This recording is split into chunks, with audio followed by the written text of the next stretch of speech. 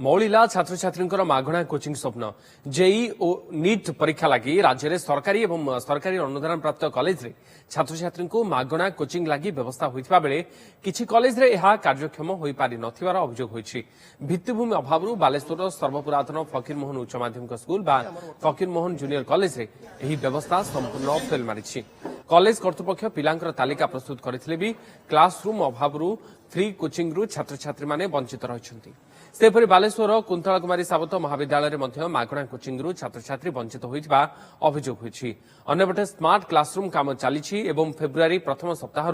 मागणा coaching व्यवस्था कराजिबो बोली college कर्तृपक्ष कहछन्ति।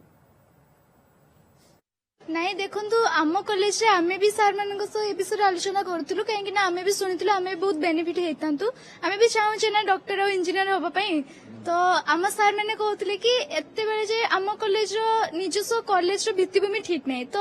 आमे स्मार्ट क्लास भी है नहीं तो आमे कौन करूँ आमे से विषय सार सह कथा सार कहते कि जनवरी लास्ट सुधा या फेब्रुआरी फास्ट सुधा आमर स्मार्ट क्लासेस रेडी हो सारा पर आमे कोचिंग देबे। स्मार्ट क्लास हेइथांता सब आमे किछि सुविधा पाई थांतु किंतु वर्तमान तो स्टार्ट हेछि जेहेतु आमे तो किछि सुविधा पाई परिबुनी सेटा तो आमे जानिनु सार मानक सहित कथा हेतलु किंतु काम स्टार्ट होबा को लेट हेला तो एटा सरी